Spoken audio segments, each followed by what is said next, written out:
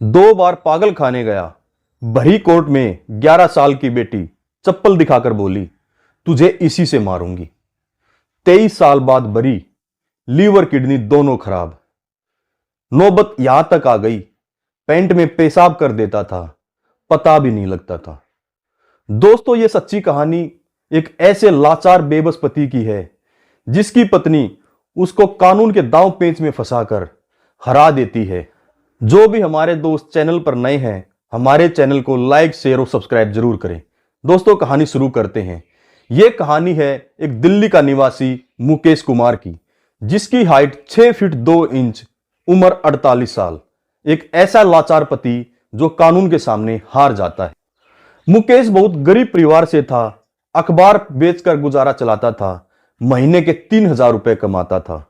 सन 1999 में मुकेश की शादी एक रीटा नाम की लेडी से हो जाती है। शादी बड़े धूमधाम से होती है। मुकेश बहुत खुश होता है, लेकिन यह खुशी उसकी ज्यादा दिन तक चलने वाली नहीं थी। धीरे धीरे पति पत्नी में झगड़ा स्टार्ट हो जाता है। पत्नी रीटा बोलती है, अपने घर, अपना मकान, अपना प्लाट मेरे नाम करवा दो। लेकिन मुकेश मानता नहीं है, क्योंकि अभी शादी को 1 साल भी नहीं हुआ था। यह झगड़ा अभी चल ही रहा था। सन 2000 में रीटा प्रेग्नेंट हो जाती है।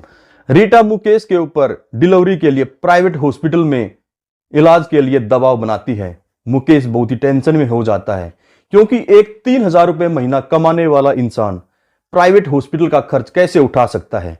लेकिन मुकेश रीटा की जिद के सामने हार जाता है और मान जाता है।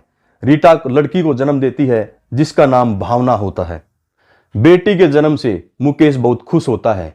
वो रीटा को हॉस्पिटल से डिस्चार्ज करवाता है और घर ले जाता है। कुछ दिन ही बीते थे, रीटा फिर से वही झगड़ा शुरू कर देती है, ये घर मेरे नाम करवा दो। रीटा 10 दिन की बेटी को अपने साथ लेकर अपने ससुराल चली जाती है। मुकेश बहुत परेशान होता है। अपनी बेटी और अपनी पत्नी से बहुत प्यार करता था। उन्हें मनाने के लिए, उन्हें लेने के लिए अपनी ससुराल चला जाता है। वहां जाने के बाद रीटा फिर से वही बहसबाजी स्टार्ट कर देती है। रीटा के घर वाले मुकेश और रीटा के बीच में दखल देने लगते हैं। रीटा को भड़काने लगते हैं कि घर सब कुछ अपने नाम करवा लो। मुकेश समझाता है कि आप लोग हमारे पति पत्नी के बीच में ना आओ, लेकिन उसके घर वाले इतने तनाव में आ जाते हैं, इतना गुस्सा करते हैं, मुकेश को मारते हैं, पीटते हैं। लेकिन फिर भी मुकेश ठंडे दिमाग से बैठता है और सोचता है, मुझे अपना घर बसाना है। कैसे न कैसे करके हाथ पैर जोड़कर रीटा को अपने घर लेके आता है। 6 महीने बाद फिर से वही झगड़ा शुरू हो जाता है। ऐसी नौबत आ जाती है, रीटा एक रात सुबह उठी और सुबह सोते हुए अपनी बेटी को छोड़कर घर से चली जाती है। मुकेश को यहां तक नहीं पता था कि रीटा गई कहां है। मुकेश ढूंढता ढूंढता अपनी ससुराल जाता है और कई जगह ढूंढता है, लेकिन रीटा नहीं मिलती है। रीटा के नहीं मिलने से मुकेश खुद अपनी बेटी को पालने पोसने लग जाता है। फिर एक दिन रीटा आती है और पुलिस कंप्लेंट कर देती है, मुझे मेरी बेटी चाहिए, मुझे मेरी बेटी चाहिए। पुलिस स्टेशन मुकेश को बुलाया जाता है। मुकेश सारी आपबीती बताता है, कैसे उसने अपनी बेटी को पाला है, सोते हुए मेरी बेटी को कैसे रीटा छोड़कर चली गई थी और मेरे ससुराल वाले ऐसे हैं। तो पुलिस इन दोनों का समझौता करवा देती है।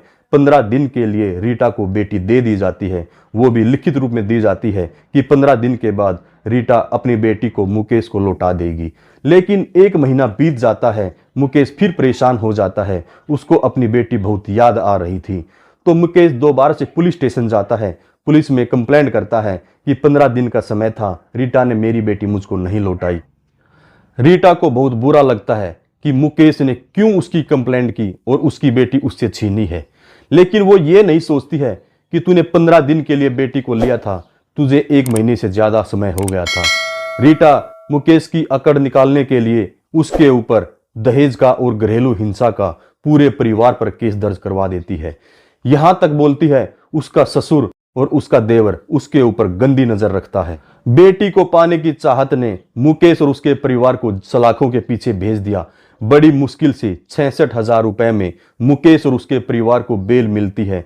एक 3,000 रुपए महीना कमाने वाला इंसान 66,000 रुपए पता नहीं कैसे अरेंज किए होंगे। आप सब समझ सकते हैं एक गरीब कैसे पैसे इकट्ठे करता है। उसने कर्ज लिया, बेचारा कर्ज के नीचे टूट गया और डिप्रेशन में चला गया। अभी कुछ समय ही हुआ था बेल लिए हुए, लेकिन दोबारा फिर से रीटा उनके ऊपर केस कर देती है। अब की बार मेंटेनेंस का केस करती है, बोलती है मुझे घर बैठे खर्चा चाहिए। अभी तो बेल ही हुई थी मुकेश की, अभी सिर पे कर्ज था, 1 रुपए की कमाई नहीं थी। मेंटेनेंस का खर्चा ना देने के कारण मुकेश दोबारा से फिर जेल में चला जाता है और जेल में तबीयत खराब हो जाती है, डिप्रेशन में चला जाता है, बातों को भूलने लगता है, आंखों से दिखना कम हो जाता है, किडनी और लीवर खराब हो जाते हैं।